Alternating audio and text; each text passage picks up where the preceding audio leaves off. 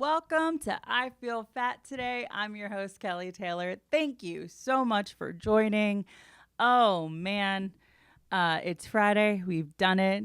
Did everyone survive the summer solstice? Did everyone survive the full moon that was on Friday? We're here. We've done it.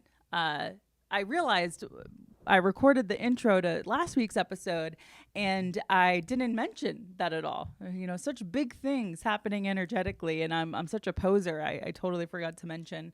But yeah, I hope everybody survived it. I'm here in the Risque Business News studio. I am cat sitting. Right in front of me actually is a very cute cat, Mr. Greg Normand, eating some cat food. There's 3 cats here. I'm at a little cattery in the Risque Business News studio. And yeah, I just got done recording a really great episode, but you will learn about that next week. And yeah, I got my guest this week. Before we go into it with my guest this week, I have a little article I want to read, and let me get it open. While I do that, please subscribe to us on YouTube at I Feel Fat Today. Over on YouTube, we have full video episodes just like the very one you're watching right now, and you can comment, like, and please subscribe. If you listen to this podcast at all, subscribe to the YouTube, and you can pretend that you never did, afterward, lose my number. But I would really love if you could subscribe to the YouTube, because not to sound like a guy on a dating app, but apparently those things matter. Okay. And after you do that, leave us a review on Apple Podcasts. I have 23 reviews over at Apple, all 5 stars. So if you're going to leave a review, please don't mess up my streak. But I would love if you could leave a quick review, let people know why you like the podcast. Maybe you like me, the host. Maybe you like the guests that I have on. Maybe you like the conversations that we're having. Head over there. All the links to do all this stuff is in the bios. It's in the description of this episode. It's in the bio of the please don't drink my water. It's in the bio of the podcast page, which is on Instagram at I Feel Fat Today. And you can follow me, my personal Instagram, at Hello This Is Kelly. Okay, so I hope everybody partied under the summer solstice. I love to party. I like to enjoy some libations. But I saw this article from the New York Times Magazine that says, "Is that drink worth it to you? Alcohol is riskier than previously thought, but weighing the trade-off of health risks can be deeply personal." So I thought this would be interesting to take a quick, read, and then we'll get into it with the guest. Okay, so this is by Susan Dominus, and she says, "About a year ago, a friend of mine started evading my invitations to grab a drink. It was only when we caught up for a walk that she explained that she wasn't putting me off for any personal reason. It was that she had stopped drinking. She wasn't a heavy drinker. She had a glass of wine with dinner, the occasional Aperol spritz, but she had been hearing on podcasts and reading in the news that even a small amount of alcohol was much worse for her health than she had previously understood. My friend was picking up on a swing in the public health messaging around alcohol. For many years, she might have felt that she was making a healthy choice in having a glass of wine or a beer with dinner. Right around the time when she came of legal age to drink, the early 1900s, some prominent researchers were promoting, and the media helped popularize, the idea that moderate drinking for women, a drink at night, for men, 2 drinks, was linked to greater longevity. The cause of that association was not clear, but red wine, researchers theorized, might have anti-inflammatory properties that extended life and protected cardiovascular health. Major health organizations and some doctors always warned that alcohol consumption was linked to higher cancer risk, but the dominant message moderate drinkers heard was one of not just reassurance, but encouragement. More recently, though, research has piled up debunking the idea that moderate drinking is good for you. Last year, a major meta-analysis that re-examined 107 studies over 40 years came to the conclusion that no amount of alcohol improves health. I'll say it one more time so it stings a little. No amount of alcohol improves health. And in 2022, a well-designed study found that consuming even a small amount brought some risk to heart health. That same year, Nature published research stating that consuming as little as 1 or 2 drinks a day, even less for women, was associated with shrinkage in the brain, a phenomenon normally associated with aging. Drinking increased during the pandemic, which may be why news of any kind about alcohol seems to have found a receptive audience in recent years. In 2022, an episode of the podcast Huberman Lab that was devoted to elaborating alcohol's various risks to body and brain was one of the show's most popular of that year. Non-alcoholic spirits have gained such traction that they've started forming the basis for entire nightlife guides, and more people are now reporting that they consume cannabis than alcohol on a daily basis. Some governments are responding to the new research by overhauling their messaging. Last year, Ireland became the first country to pass legislation requiring a cancer warning on all alcohol products sold there.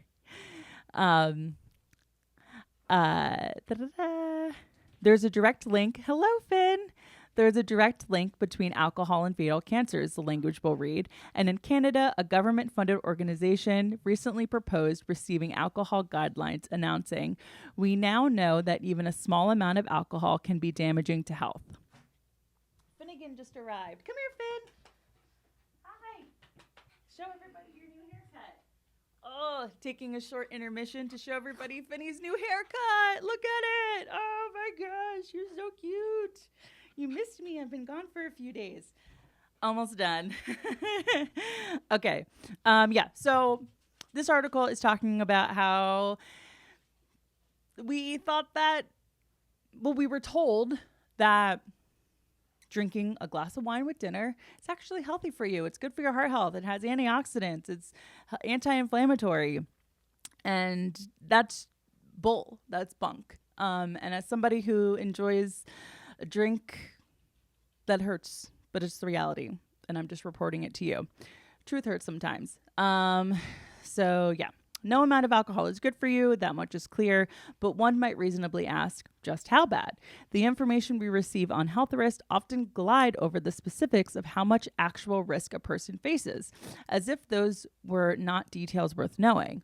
These days, when I contemplate a drink with dinner, I find myself wondering about how much to adjust my behavior in light of this new research. Over the years, we've been told so many things are good for you or very bad for us. Drinking coffee, running barefoot, restricting calories, eating all the protein, eating all the carbs.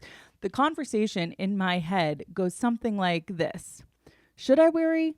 Clearly, to some degree, yes. But how much exactly? The trick of defining low risk. Tim Stockwell, a scientist at the Canadian Institute for Substance Use Research, is one of the people most responsible for a cultural course correction on alcohol, a credit that's all the more notable since he's used to be convinced of its health benefits. Stockwell believed so strongly in the soundness of moderate drinking that he wrote in a commentary in Australia's premier medical journal in 2000 that skeptics on the subject might reasonably be lumped into the same category as doubters of manned lunar missions and members of the Flat Earth Society. Not long after that, Stockwell received a phone call from Kay Middleton Fillmore, a sociologist at the University of California, San Francisco, who told him that she had her doubts about the research that Stockwell considered so sound. Fillmore was concerned about possibly misleading variables in the studies. To start, they included ex-drinkers in the category of abstainers, which meant they were failing to account for the possibility that some people had stopped drinking specifically because of illness. The moderate drinkers looked healthy by comparison, creating the illusion that a moderate amount of alcohol was beneficial. Fillmore was looking for funding to prove her point, and after listening to her talk for a while, Stockwell was intrigued enough that he not only found her a source of funding, but joined the ranks with her. The result of this collaboration, published in 2006, confirmed Fillmore's suspicions. Stockwell, increasingly convinced that an entire field of research suffered from the same fundamental error, continued with the line of research work that led to the 2023 meta-analysis, which triggered many headlines and reappraisals we're now seeing. Stockwell and his colleagues detected a statistically significant increase in risk for all cause morbidity, the risk of dying from any kind, be it medical or accidental, for women who consumed just under 2 drinks a day and for men who consumed more than 3 a day. Based on this research that formed the basis of Canada's new guidelines, which he helped write, Stockwell walked me through the risk for a woman my age. If I indulged in, say, around 6 drinks a week, he said, I was increasing my lifetime risk of dying from an alcohol-related cause by a factor of 10, compared with those who drank about only 1 or 2 drinks in a week. That jump sounded worrisome until Stockwell put it into context. If I consumed 6 drinks a week, the risk I was facing of dying of some alcohol-related cause was still, by any measure, small on average, only about 1%. And if my risk of all cause morbidity was pretty low, Stockwell assured me that at 53, it was then an incremental added risk on top of what was clearly going to be very low. So the research, what it's saying is that like the research is there to show that if you have 6 drinks a week or more, you're increasing your likelihood of, succumbing to some kind of alcohol related disease or incident. But it, just because it's growing doesn't mean it's, a particularly significant amount percentage wise in the grand scheme of your life. Okay, this goes on a little bit more about Stockwell and shedding light on, what alcohol really does. We'll go down here. Okay.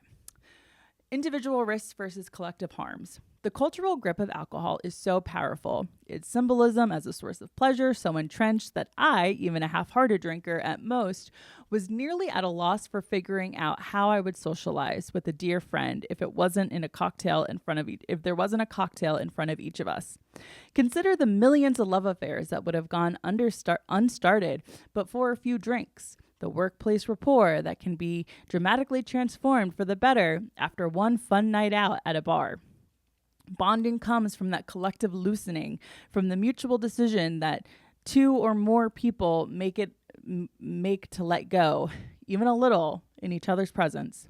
History shows that without good food and often many good drinks, very little international diplomacy gets done, said J.T. Rogers, whose play Oslo, also the Oslo Peace Accords, reflected the role that alcohol played in building trust among figures taking great political risks. Its outsized role in our culture, and only one reason it is challenging to fit alcohol into the usual kinds of risk-benefit analysis that applies to so many routine choices. Most of these choices, like driving or taking certain medications, have some practical offset that makes the downsides justifiable. Few of them are addictive. Alcohol is somewhat unusual in its upside, but broadly conceived is pleasure. Most broadly conceived is pleasure. Alcohol's risk profile has an added layer, the direct risk posed to others. A woman who has 2 strong cocktails with friends or a man who has 3 beers on a night out may be more likely than someone sober to do harm to those around them. More likely to make an ill-advised left turn as another car is speeding their way, or to fail to notice once home that the baby has something in her mouth, or to have unsafe sex. That got very dark. Got very, very dark there. But I mean, I guess it's true. That's why the thinking about alcohol in terms of our own individual risks is limited exercise, says Jim McCambridge, chair in addictive behaviors and public health at the University of York in England. He encourages the public to think instead about the number of lives lost globally to alcohol, which research puts at about 3 million a year.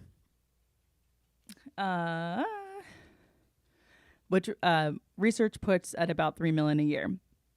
Individual risk associated with moderate consumption may be small, but across the population, the damage of alcohol is vast because of the number of people who consume it is so high. Even as drinking has declined among many young people in the United States and Britain, among those middle-aged and older, and among women, consumption is up. The Center for Disease Control and Prevention reported that alcohol-related deaths in the United States each year, if anything, have increased. The more I thought about alcohol and its collective harms, the more I questioned why I drank at all. I briefly resolved to limit myself to just a drink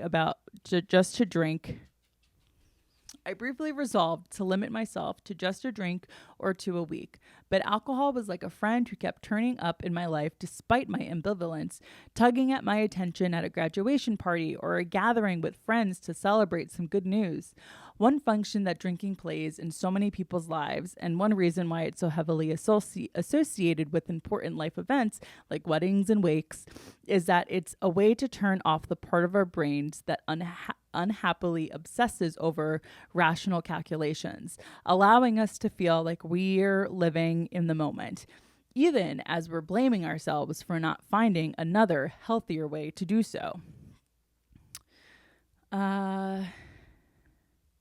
I recently went to an annual neighborhood party where mixed drinks, beautifully presented with garnishes and frozen melon balls for ice, were on offer.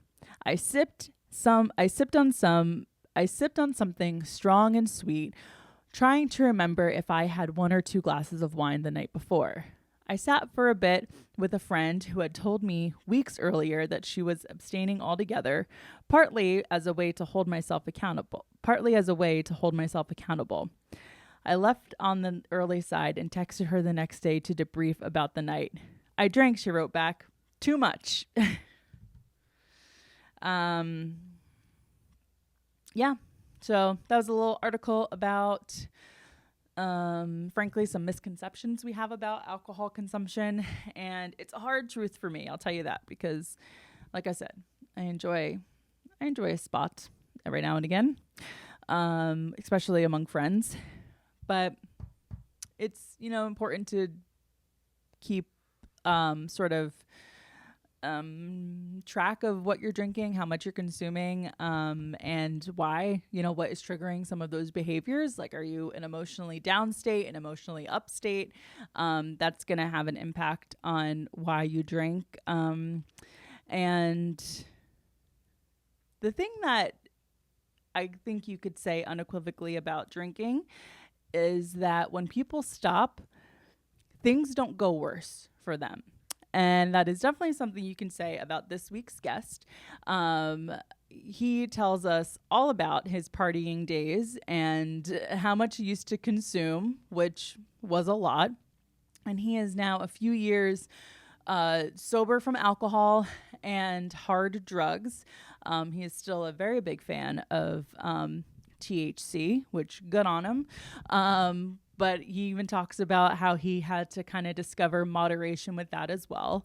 And I think you're gonna enjoy it. It's a lot of fun. And without further ado, please welcome to the podcast my guest this week, Big T. We got Finn here. Big T, welcome to the pod. Thanks for having me. Yeah, I was super excited to have you on because you posted a reel about your sobriety story, and it was crazy. It was a crazy, crazy story. So something that jumped out to me was you talking about how, you were basically partying all the time and gambling, and you were in all this debt from legal fees and bookies. And I'm just like, how did you function with all that pressure around you? it was tough, man. And like when I did work, because I would get hurt a lot, because I live on the beach. You know, I need the summers off.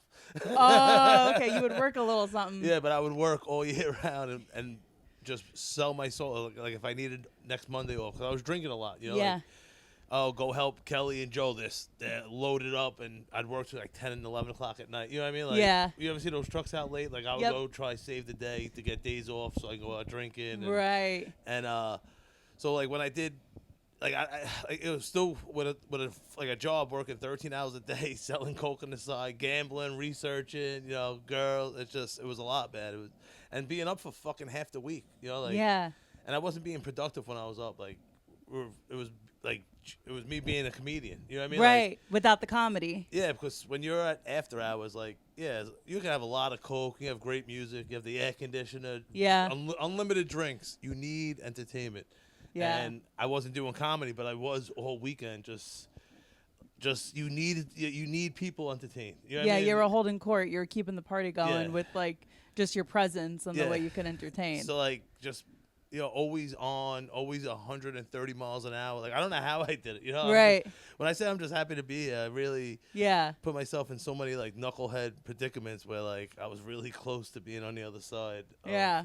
Either jail, like long term, or fucking like dead. You know, like.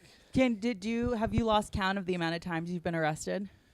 No, there were just some big ones. You know what I mean? I think it's probably at least 10. You know, somewhere around there. Were they all drug related, or was it like theft, vandalism? No, never steal. I don't know. Is that like a crime that could get you like more time or? No, I was always selling stuff. I didn't need, Selling, right? You know what I mean? Like, as much as I needed money, it was like, no, I could sell more, or Yeah. you know what I mean? Like, Yeah. I don't know. I guess I had good credit because people would let me run up 20, 30,000.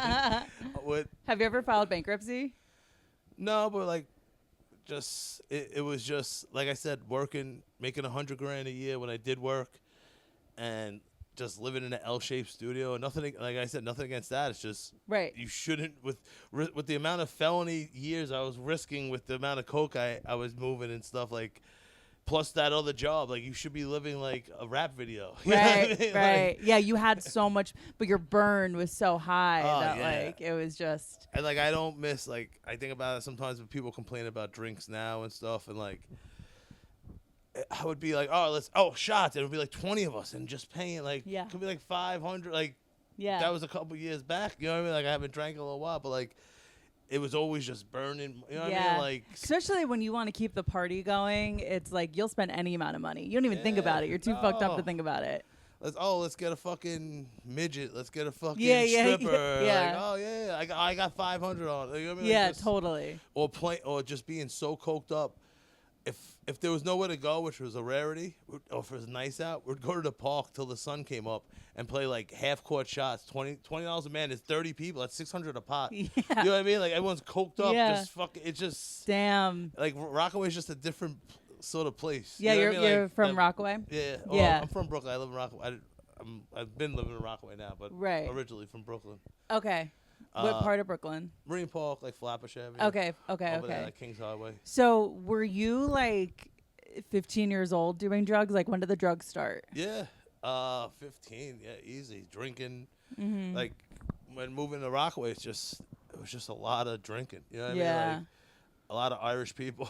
you know what I mean? Like we used to do a thing called like Cool Hopping, because it was like more of a beach summer place in the beginning. Like, and you just go around where like once Labor Day's over, it's a ghost town. Yeah. You know what I mean? Like it's one of those towns. Yeah, but like you're not like, oh shit, we had all these extra beer. You come back in like March or April to open up, or come back, you have a cooler full of beers, or we'd be going around taking all the beers, or then I got a job in a little supermarket and they would just give me beers. I would throw beers in the garbage bag, you know, in the dumpster.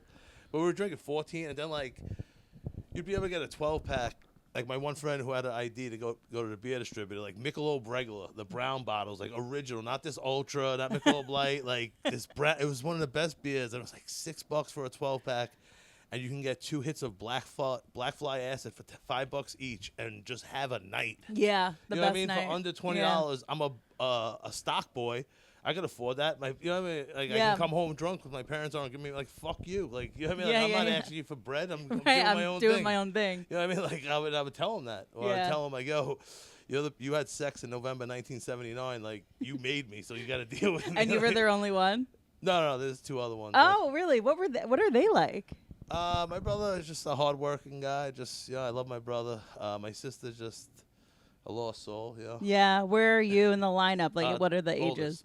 You're the oldest. Yeah, me and my brother, like, 20 months apart. Okay. And then my sister came, like, 9 years later. Isn't that always the case? My older brother and I are almost 2 years to the day apart, and then my little brother is 6 years younger. That always happens. It's like, oh, Christ. that family vacation. Yeah. Gave him some or whatever it was. Yep. It's like, oh, God.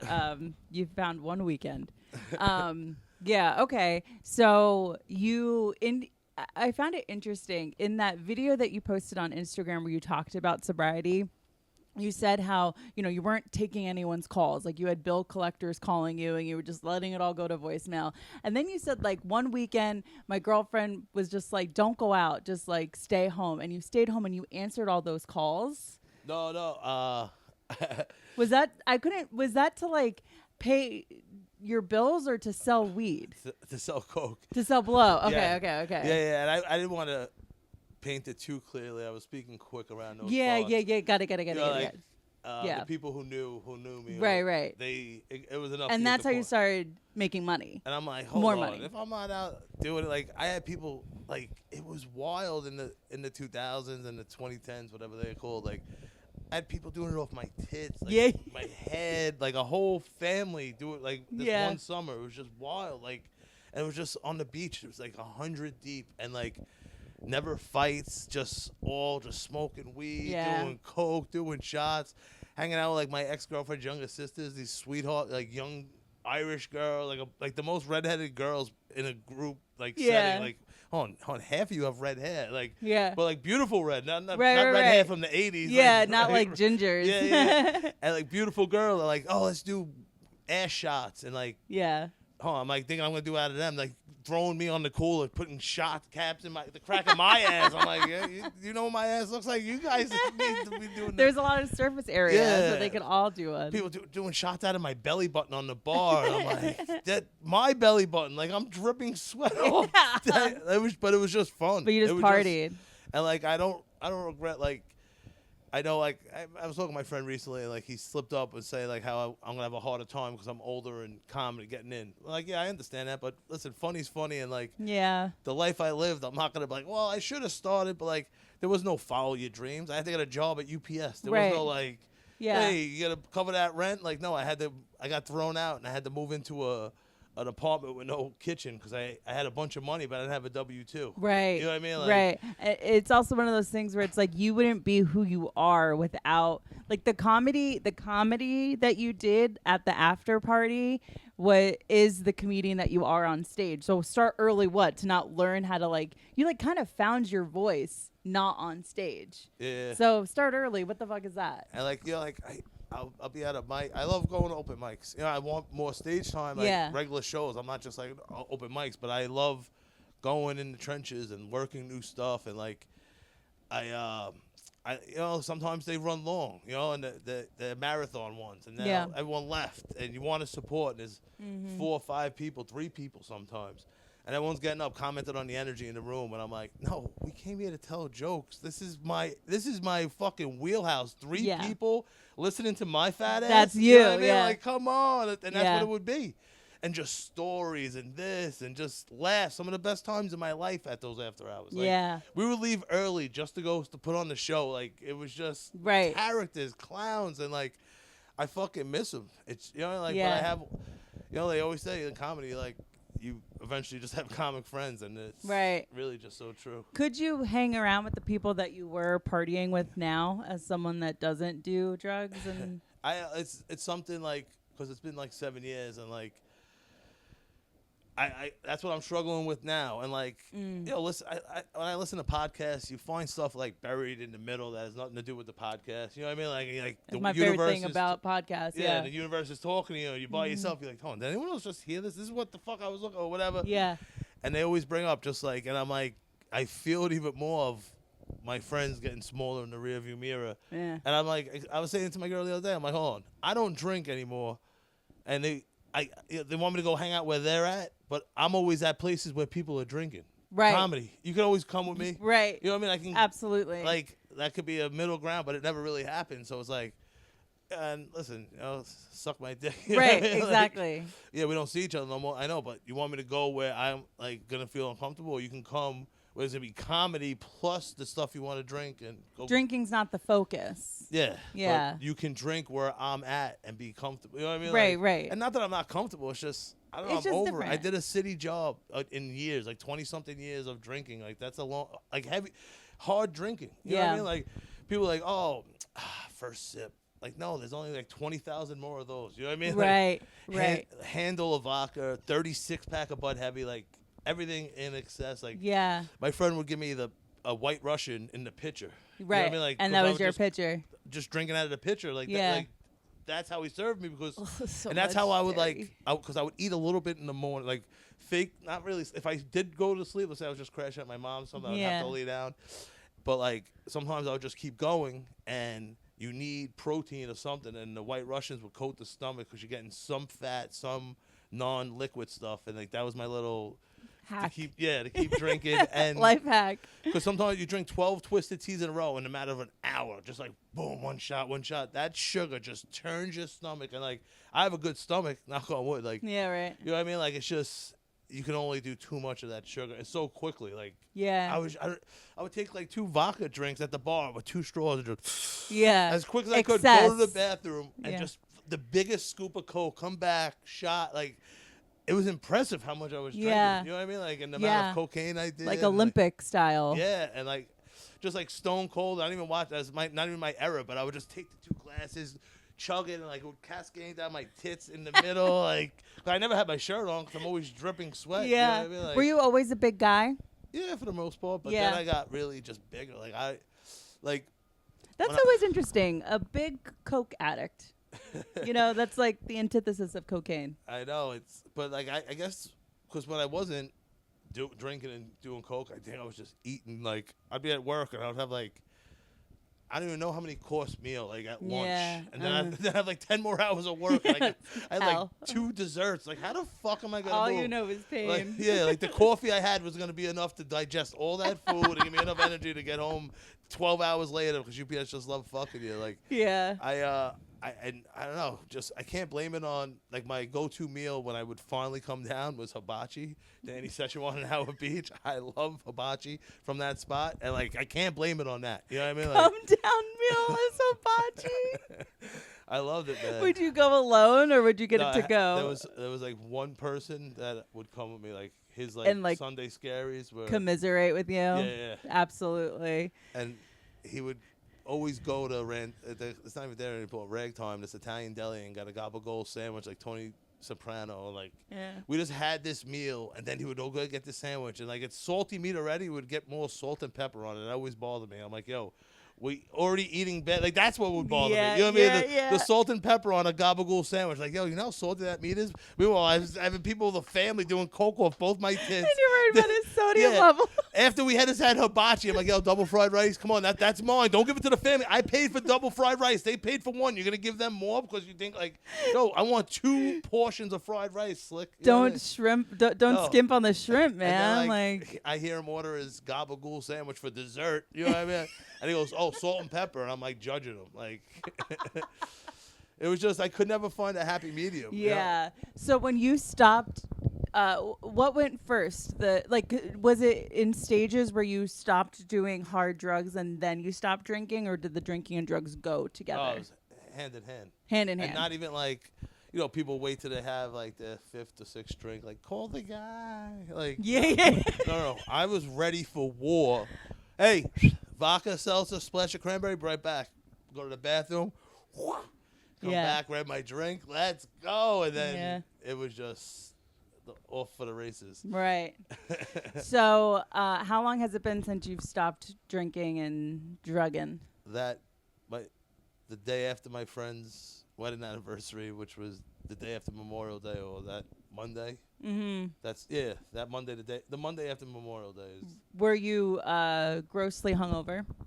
No, because I was forcing it at that point. Yeah. You know what I mean? Did you ever get hungover? There was times. It was like the anxiety. No, I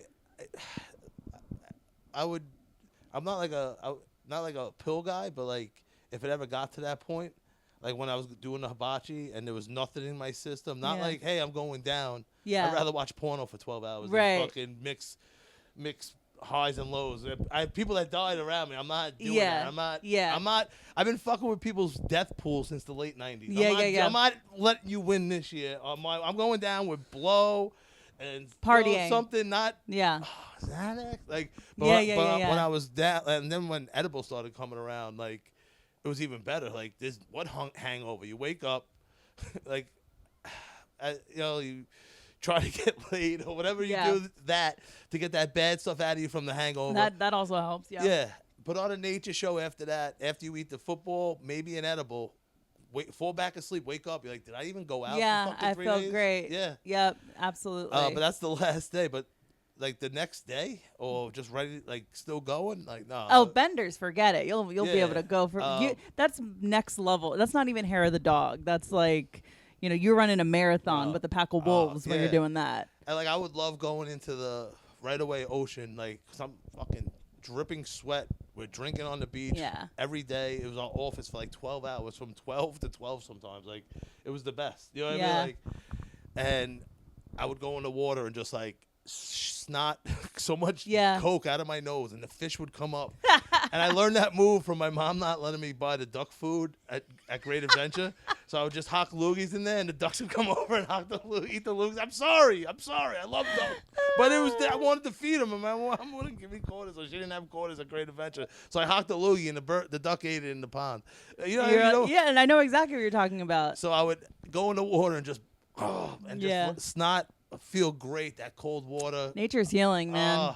And then the little fish would come up, and I'm like, I want them to eat the fucking snot and fucking go zooming away. that snot got a little extra in it. Yeah. Oh man, he's going fast today. Yeah. There's like, oh man, you have little crack fish babies. But I would when I was like in hindsight. And in hindsight about everything I was doing, like I was slowly killing myself. Oh, maybe, of course. Without really in the name but of having partying. fun. But like there's times I was going through like probably some bad breakups, like falling in love. And like 36-pack Bud Heavy. Yep. A big bottle of Evan Williams, not even fucking Jack Daniels, like more no happy medium. You know what I mean? Like rolling a $60 blunt.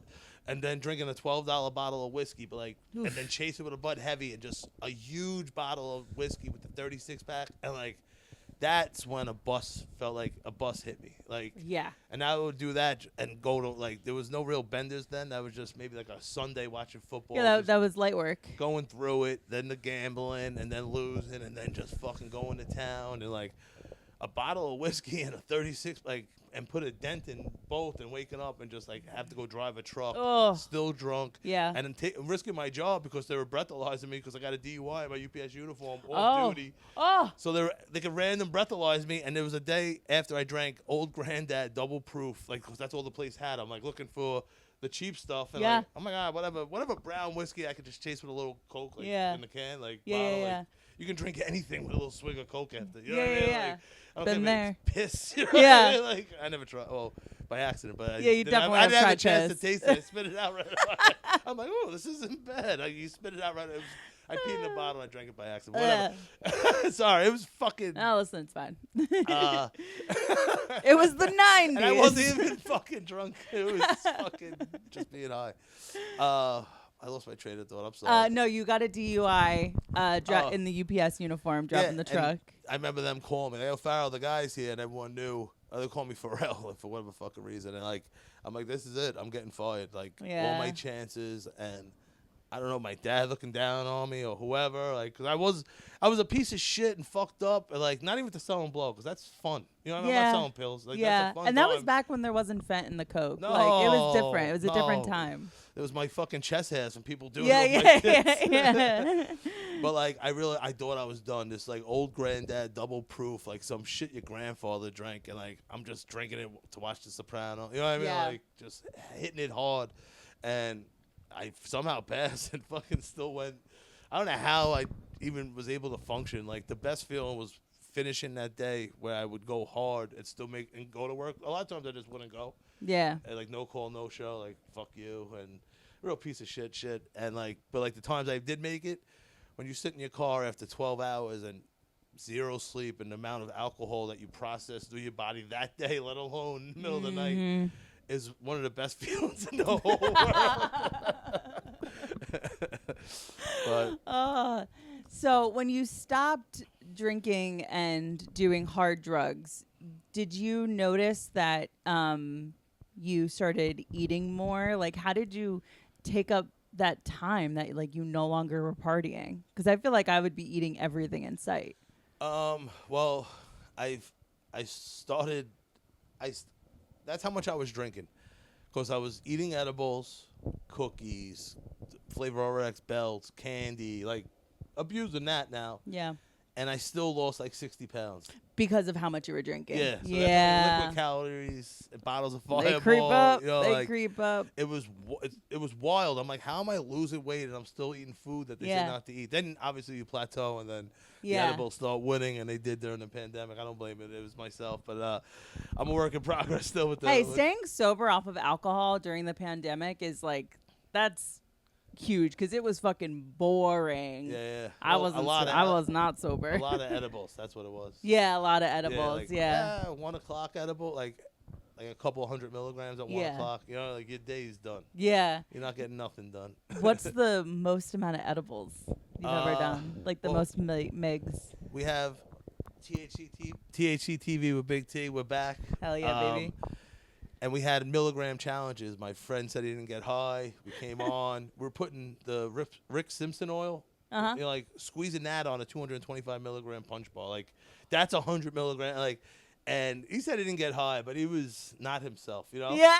So then my mom, little skinny lady, called him out because she wanted to challenge him, and she schedule conflict, and I had to bring some random people from Instagram. My friend Morch, this lady T Sight, she came from Connecticut, and this lady did 4,000 milligrams. I did around 2. I was like Oprah. I was throwing bags of 500 milligrams into the crowd, and people were eating them, and we're clocking it and writing it down. I had an autistic kid and a blind kid hosting it, and that was probably around the most. There was times I was going through it, and my storage room where I had like all my edibles and stuff were right by my bed, and there was some like delicious candy, these like weird cherry ropes that I'd never seen. It's like almost like a Mexican candy, but they made into an edible, and it was like fucking phenomenal, like this. And I would wake up, and it would be like 4 or 5 bags of 500 milligrams, so around like 2 to 2,500. Not steadily, you know what I mean? But like normal. When I was abusing edibles and during the pandemic, easy, just eat a whole bag of 500 milligrams. Yeah. But now I found a little bit of moderation because I had to stop because I got fatty liver and gout. Oof. I stopped drinking. That's a rough. Yeah, and I get drinking diseases years later. Yeah, years later. I was better off bouncing off the wall. Yeah. Staying up for couldn't catch up with you if you were bouncing. Yeah, they're like, oh, we can't catch this. It's good for the lymphatic system to keep bouncing. And now I work out and ride my bike, but it got me. It got you. It got me, these cocksuckers. Damn. It got you. So I had to stop the edibles, and now I found moderation, and I ate 50 milligrams before I got in the shower to come here. Yeah. Because I'm going to have a show later, and it gives me a little energy. You know, takes a little edge off of, coming here, first time being on. A little nerve. Yeah, absolutely. 50 milligrams. Who am I? I would eat fucking 550, and it just does a little bit. You know, and I'm not a moderation person, but this is like the first time. Learning. Yeah. Yeah. So, because I saw you posted something on Instagram that was like, the caption said, "This is why I quit edibles." And it was just the best looking food I've ever seen. It was like 2 hot dogs with kraut and mustard, some fried Oreos, some mac and cheese bites. It was this beautiful spread. And that was all for you? Yeah, the Twix milkshake. Yeah, Twix milkshake, baby. That was some boardwalk food. Oh man, I shout out to Breezy Dog right by the Marine Park Bridge, the best. And it was phenomenal. It's not like I ate it and I was like, that wasn't worth it. It was fucking worth it. So worth it. It was worth it. Yeah. It was so on point. And yeah, that's why I stopped, because I would just do that, or like I would go to Joe's Pizza after a weed show at the Producers Club and then get 2 pies. My friend will have like 2 slices. I'll have like most of them, and then I'm like, yo, Krispy Kreme in Times Square. Oh, And so he always bust my balls. I didn't give him just 1 donut. I offered, but by the time I kept eating them, I had like 11 donuts. Yeah. And just driving home up Woodhaven Boulevard, like diabetic shock, like just snoring, people blaring their horns. I'm like, where the fuck am I? Like trying to get home. Like I'm like, this isn't good. And then I had to test the next day. I get my blood work done. You know, like the next day you went. Yeah, and like I jumped on the table and I ripped the whole curtain down. Like I was so high. Like it was like a classic 1950s medical office. It's been there. It's probably an antique, like in a good way. And my fat ass ripped it down. Like I had when I had a work injury and they were gonna give me the weed card. This is going back a couple years. No one had it. Mm-hmm. And I had a weed party the night before. Like no drinking, no drugs, no nothing. And you know, if Coke or something came up, they wouldn't give you the weed card. Yeah. And I had one of those weed shows, and they were serving waffles, chicken palm, everything. It was like a weed infused dinner. I went there. This old guy, he was like holding the charts sideways. He goes, "So you just smoke it from the moment you wake up to the moment you go to bed?" It was off the charts. He was looking at it like through the lights, like, what the fuck am I seeing? Right? This can't be normal. And like, cause I went the night before, and you're supposed to stop eating that after a certain time. Let alone it was 3 a.m. I was eating medicated ice cream and waffles. Like, it was fucking. I definitely got the call. It's like, this guy needs it. Like, not sure which way to hold the chart. Like this the definition of medicinal. You needed it. Oh man, how do you feel about weed infused food? Do you like it, or do you wish it was just like, you know, less? Like I feel like some people feel like it's a little bit too mainstream, maybe, to have weed infused food. There's a market. People want it. Yeah. You know? It's like it makes it more accessible to like the housewife. Yeah. To have like of course, to have a chicken parm infused meal that's like 10 milligrams or something, or 5 milligrams, you know? Because like for me, I go in like stretches of smoking and not smoking because I don't really think about it. And I don't know what possessed me, but the state dispensaries have these really delicious lemonades that are infused that I love. And I hadn't had one in forever. So I was like, oh, I'll go get one. And I drank it, and it like was too much. Like 10 milligrams was too much. So when you're sitting here saying that you're smoking, or not smoking, but you're like eating 2,000 milligrams, I'm like, that is terrifying. Yeah, no, it's so scary. And it was probably more because I had this distillate in a bottle, and like I didn't know how to use it, but it was pure THC, and I made these Cocoa Krispies that probably were like 1,000 milligrams itself. Terrifying. And, like all our mouths were like coated, like with like with this medicated like sheen. You know what I mean? Like that's what this distillate stuff was, and I definitely used it the wrong way, like over medicated. Yeah. It was like when Homer drank the wax to eat the peppers. You know what I mean? Like I could have been eating just jalapenos. Like I felt nothing. That's how high, and also my mouth was coated with this THC shine. Yeah, I hate when you're like super high and like your mouth just cannot get like moist again. That's why I bought this. Yeah. They got me on. I'm like, this probably has like those minerals my mouth needs. Right now. I had cotton mouth on the way in. I'm like, I need something. I saw all the other ones. I'm like, this one probably has some sort of pH 84. Healthy. I'm like, this definitely is gonna cure my cotton mouth. Yeah. It's gonna get you right. It's gonna get you right. Oh my god. I have it right now. I gotta get it together. But I'm also trying not to go get those cookies. I know. Yeah. What about do you prefer smoking to eating edibles? That's a tough one. You know, like which one? Like, one has to go.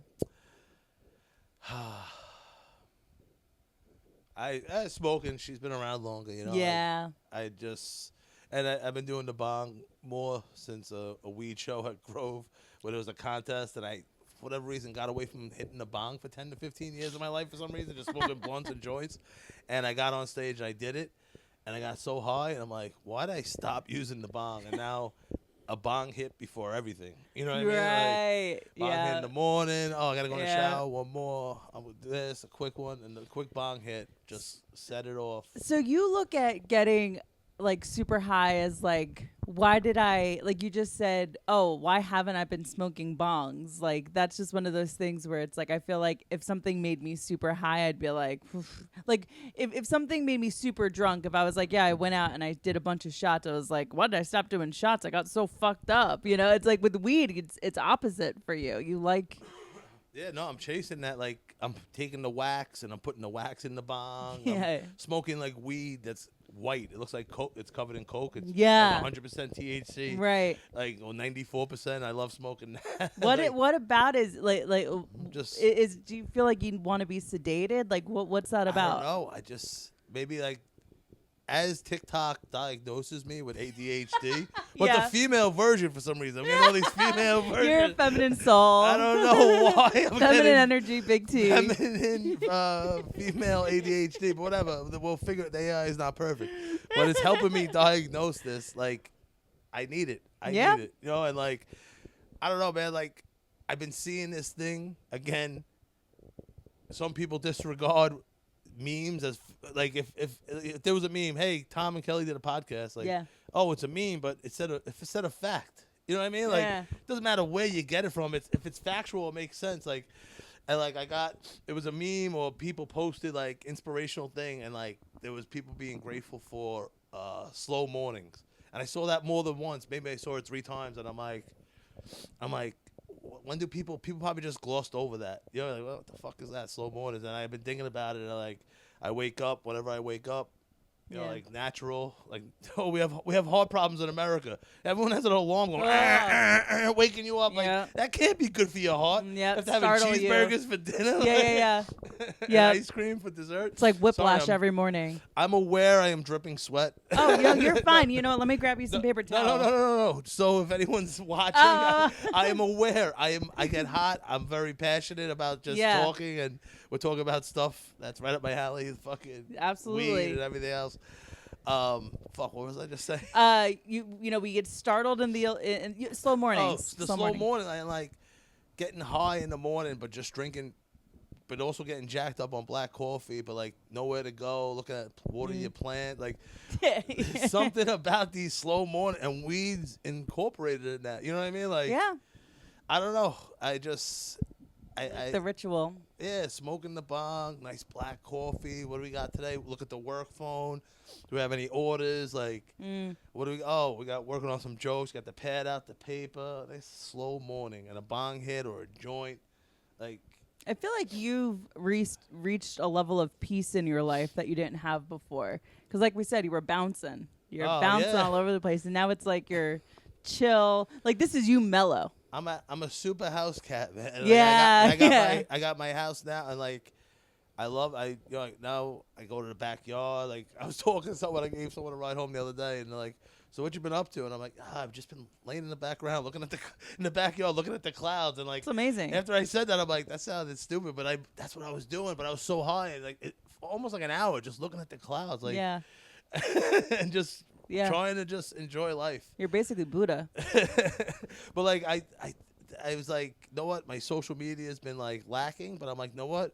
I've been living and being very happy. Like, maybe not producing or like, you know, we're getting the show back going. I have more clips and stuff like that, or maybe not editing as much. But I've been enjoying like my new home and being outside and going out on the bike. It's a beautiful thing. It's a beautiful thing. Yeah. So how do you feel now about where you are with like when it comes to food? Because when you were drugging and doing a ton of edibles and you didn't have the moderation that you have now, you were binging food, like the definition of a binger and everything in your life. So where are you now with food? Like, are you able to, like, do you feel like you still deal with binging like as a problem, or do you feel like it's more under control? I'll say, and for me, it's healthily under control. Healthily under control for you, okay. Because I found I was working out 3 days a week with a trainer, and he just taught me so many things, from breathing to have me fasting when I never thought I'd be able to fast in my life. And when I do it right, where I have my eggs at like 1 o'clock, some fruit to fight the gout, and then whatever for dinner. And I mean whatever, because at that point you're so under the caloric thing. Yeah. You can have something enjoyable and still be down for the day. And or you can have something boring and, you know, like, I don't know. It's as long as you're under the caloric intake. It's like literally what you want. But then you have a good set. You have a nice podcast. And you want to reward yourself. It's time to celebrate, baby. Yeah, there's nothing better than a good set and some food on the way home that you got to hide from your girlfriend. Yeah. That's okay. So you drive. You have a car. Yeah. I feel like I would be easily 100 pounds heavier if I had a car, because the hiding, the isolating you can do in a car, and no one knows your little dirty secrets, man. You hit a drive-through. You find a dumpster to get rid of the shit before your girlfriend sees it. Oh man, I hear that. So do you find yourself going on little having some second dinners that maybe girlfriend doesn't know about? Of course. Yeah. Joe's right here. Yeah. I already ate. Yeah. And one of the worst things I got caught for with my girlfriend, shout out to my girlfriend Kira, she's the best. She puts up with me. Roll and Roaster, South Brooklyn staple, Sheepshead Bay, roast beef and cheese type spot. Been there forever. The waitresses wear like the brown outfits, just classic old school Brooklyn shit. And after you get to $35 or $45, they give you a free little thin little pizza. It's just a nice like a little bar pie. Yeah, exactly. It's a little gratitude in this fucking world. Everyone's fucking you. Only in Brooklyn, man. Yeah, and obviously I always go over the limit. Oh, what is it, 37? All right, yeah, mozzarella sticks. 44? All right, vanilla shake, whatever. Yeah. You go over it.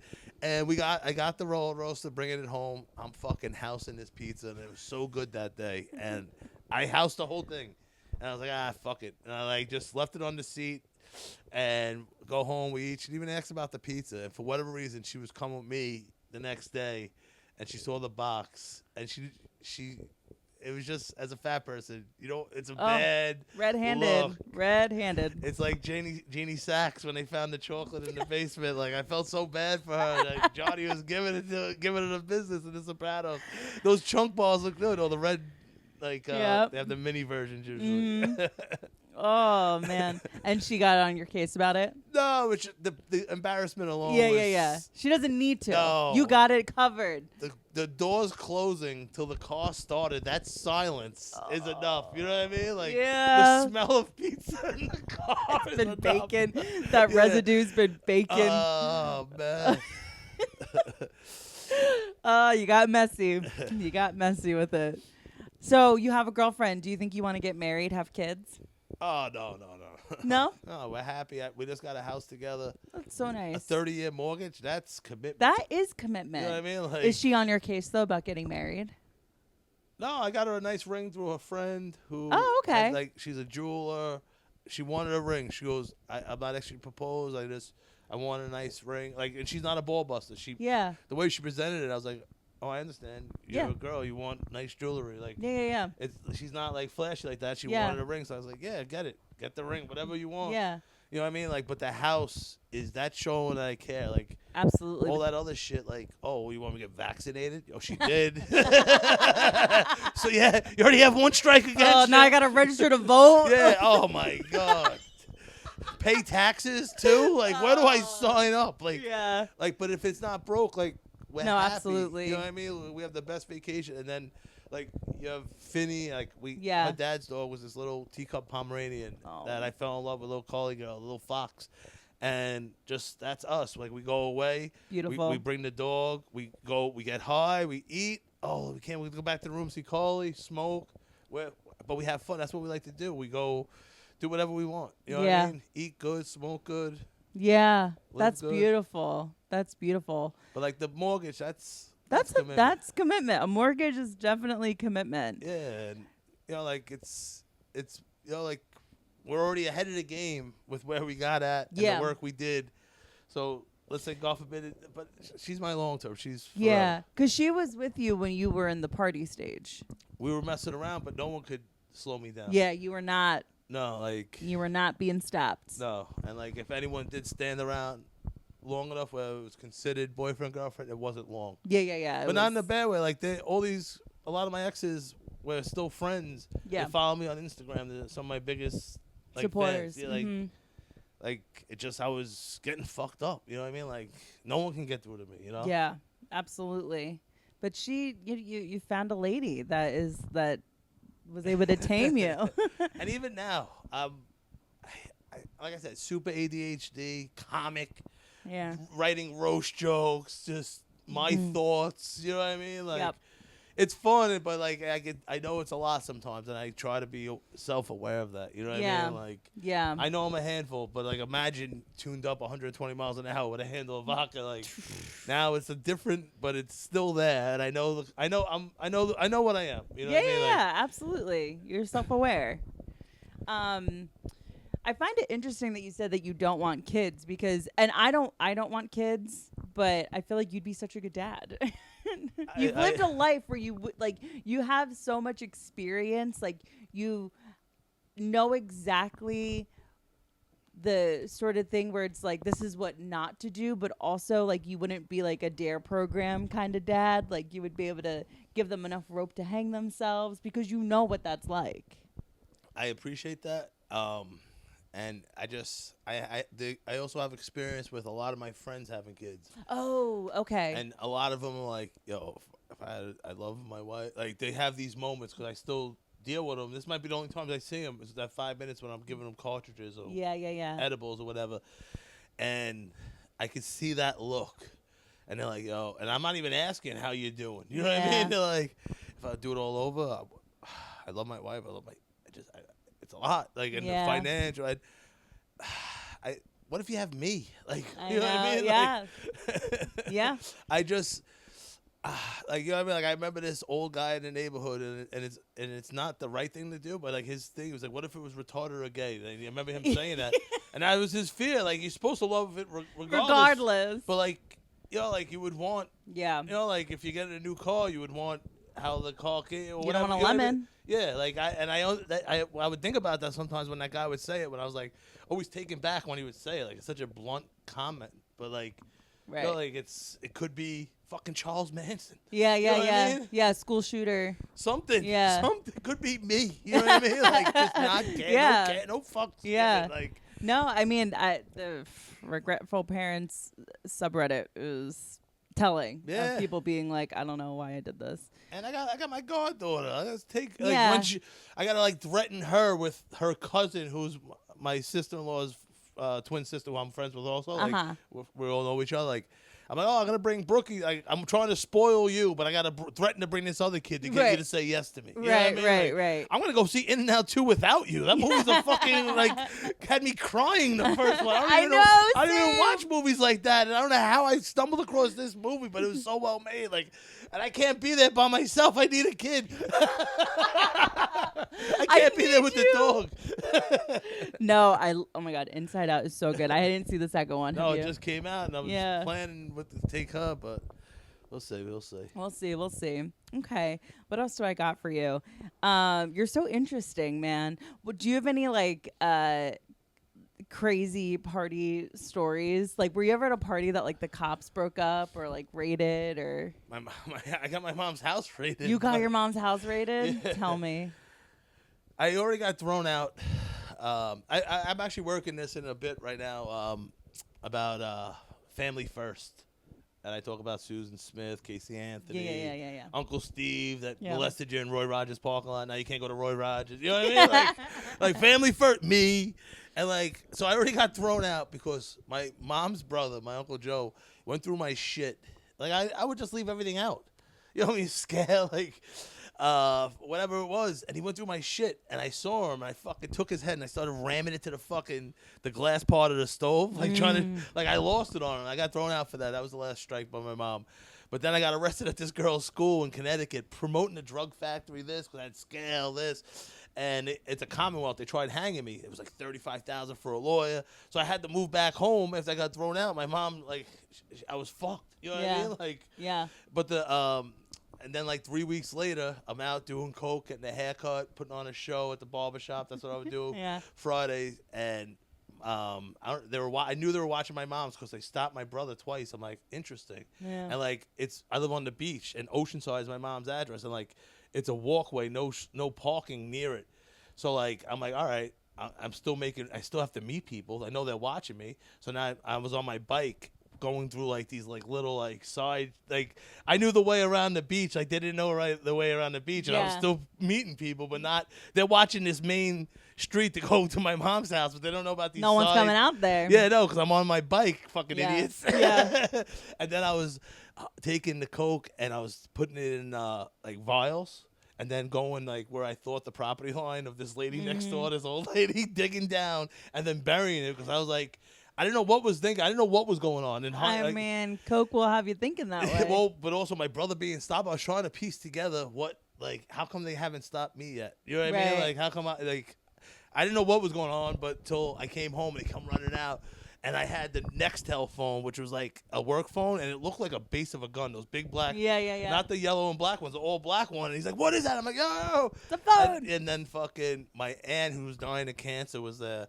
The neighbors stopped by, so they had to hold them till I got home because because then they can just go, "Hey Thomas, this," so anyone that came and my mom and like 12 other people just looking at me like pissed, and they're like, "Yeah, we're gonna destroy your mom's nice home. Where's the drugs?" I'm like, "Officer, I know you hear this all the time. Like, there's 10 bags of weed there. I was about to drink some beer, watch the Family Guy, eat cheese doodles, and like there'd be 6 more if you came later." I go, "So someone gave you bad info, and they didn't do nothing. They didn't destroy my mom's house. They got that. They took this scale, real nice scale of mine that I liked, that fucking pissed me off, and I got a disorderly conduct summons. I was orderly, ROR." Egg on Queens Narcotics' face. Not even the 100 precinct, my precinct. Yeah. Queens Narcotics, egg on their face. They came down to the beach, and I live on the beach, man. You got played.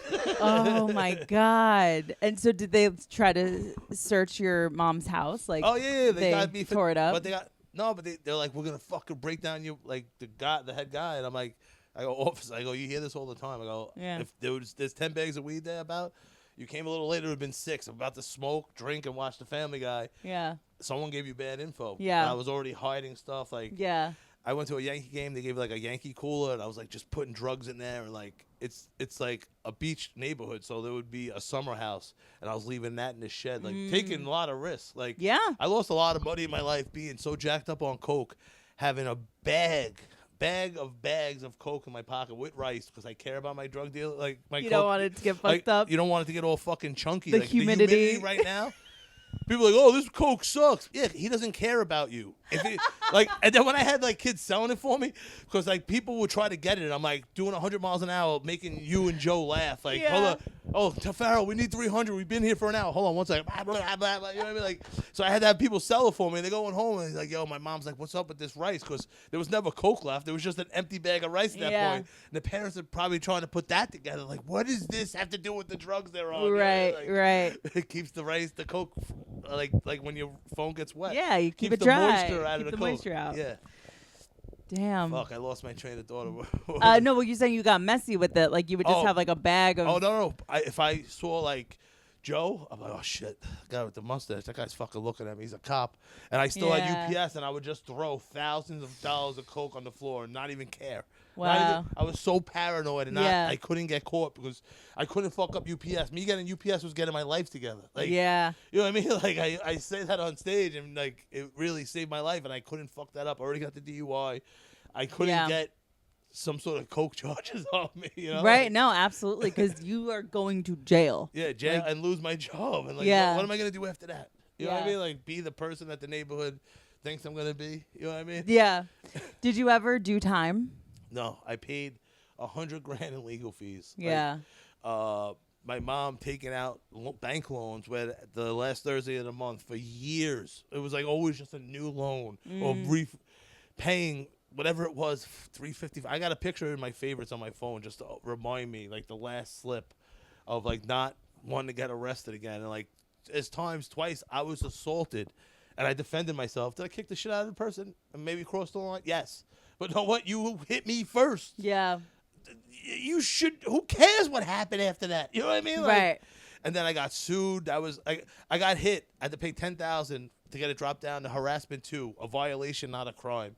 And I'm like, yo, but he hit me. He goes, if you had more money, you want another 10,000, we can fight this or go to trial. I'm like, he's like, it's gonna go away. Like, I don't have a record. Right. You know what I mean? Like, That's I had to go for a deposition like 3-4 years ago, and my friend was the lawyer. He's like, yo, we're gonna do a background check because they can do the same thing. Nothing. Wow. Nothing came up. Like, and then when I was becoming a fireman, I had to go get depositions. And this is when I was still getting arrested. Like, I got 3 days before my interview, I was get a DUI in my UPS uniform. You know what I mean? But like, I have all this stuff. Like, that's how I knew it was promoting the drug factory, because I got the deposition. I'm like, how am I gonna sugarcoat this? How am I gonna sugarcoat my mom's house getting raided? Like, another wrong case of wrong time. You know what I mean? Like, every time, like every time I had to. And they were still going to hire me to the DUI. You know what I mean? Like, I'm sorry I'm all over the place. No, there's a lot of memories coming too. It's so interesting. I mean, the fact that you said that you were becoming a firefighter, like, oh my God, do we have another hour? Like, what the fuck? Firefighter. Yeah,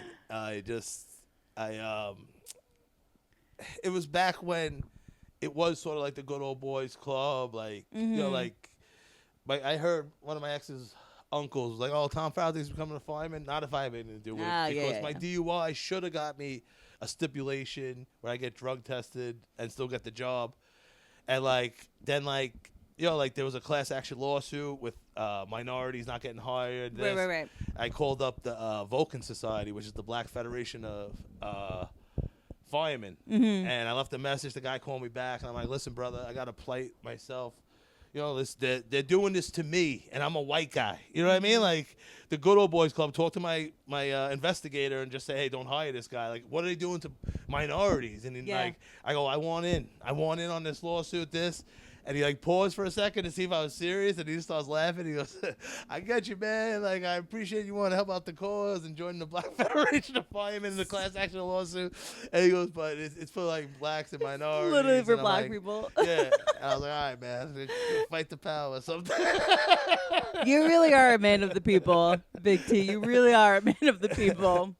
But the office is like on Eastern Parkway or something. It used to be when I Googled it. I'm like, oh, they have an office? Cool. Yeah. Legit. It seems like a legit operation. Damn.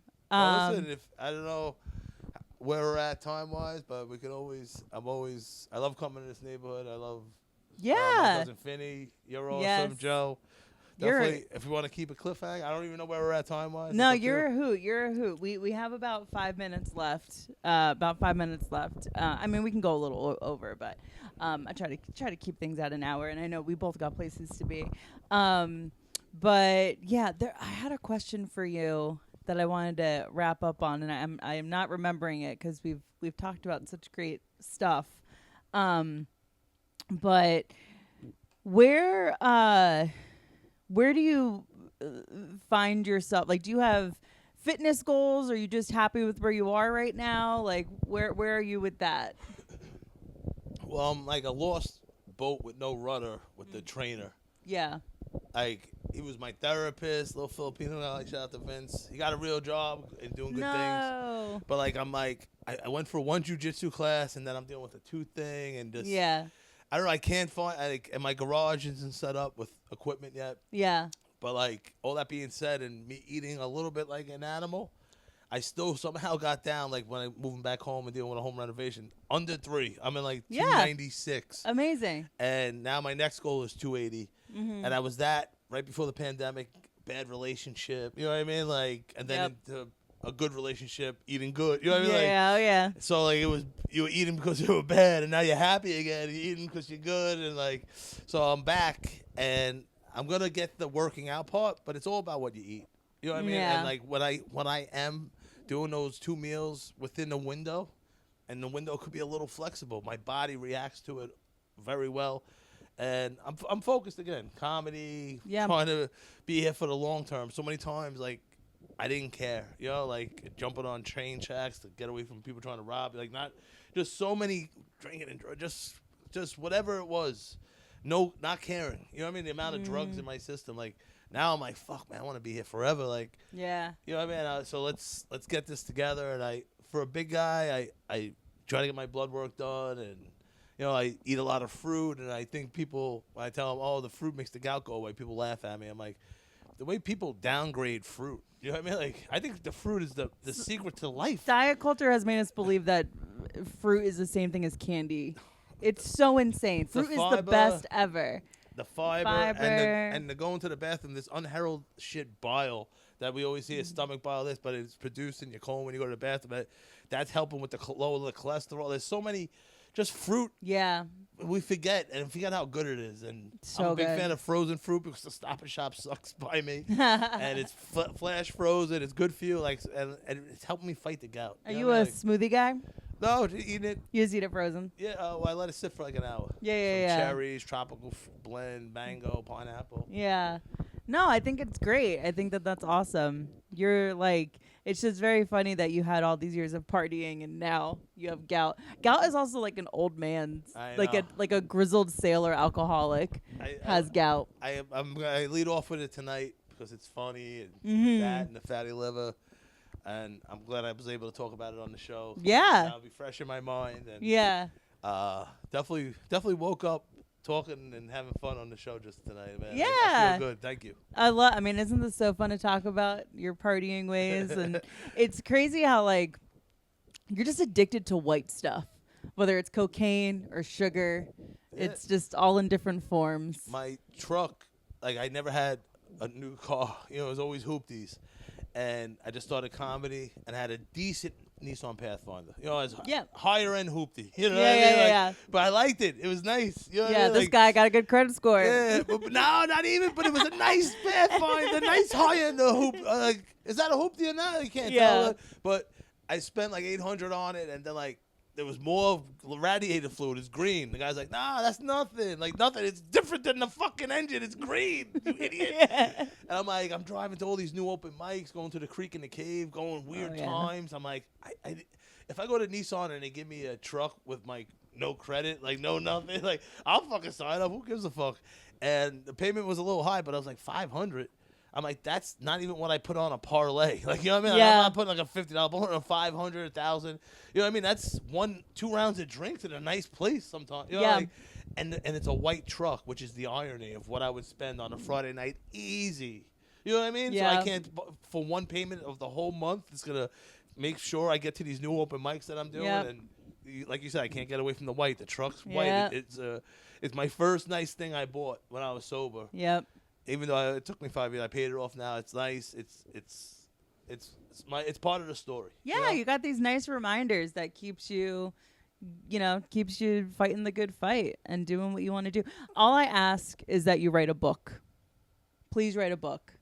Your life is so interesting. It'd be such a good book. Hey, listen, we'll talk next time about being a fuck up in school and having to go to school to be a priest. Yes. We didn't even get into your childhood. It's so funny. We'll have to do a part 2. Yeah.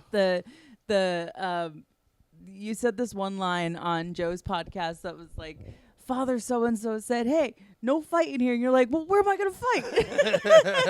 They didn't want me fighting in the classroom. I'm like, so where are we going to fight? Like, where are we going to fight? They wanted it to be like the movies. Like, oh, you have a problem with me, Kelly? No, not in here. By the old oak tree at 3 o'clock. Yeah, take it outside. It's like, that did happen when I first when I lived in Brooklyn to Marine Park Junior High School. I went there for 1 year before we moved to Rockaway. It was like elementary school to junior high school. That's a big step, you know? Yeah. And my first fight, it was off to the side in Marine Park, and it fell by one of those trees, and like it was surreal. Like it came so quick, and I kicked the shit out of this kid. But it was like your life is cinematic. No, I swear to God, it was like one of those moments. I think about it, like it was fucking by a tree, and it was after school, and you're kicking the shit out of the kid, and it's like that movie was right. They nailed it. Damn. Oh, my gosh. Well, Big T, this was so fun. Where can the people find you? Big Tits, Big Pics on Instagram and Everything Big T on YouTube. And THC TV, it's on my YouTube. But stay tuned. Working with Scott Hall, very funny comedian. He was former guest. Former guest, super talented. Editing with Grove 34, the best people, Rob, Derek, and Scott. And I feel so alive, you know, like, and shout out to my old camera guy. It's just we had it was during the pandemic before he had a family as a kid. I love him. He's always part of my story, but I need this next step. Yep, absolutely. And I'm looking forward to it, and we're gonna have you on. I'm excited. Love it. And can't wait to come back on. We have a lot more to talk about. A lot more to talk about. Amazing. All right. Well, guys, as always, all of Big T's information will be in the description of the show notes. Until then, I'll see you later. Bye.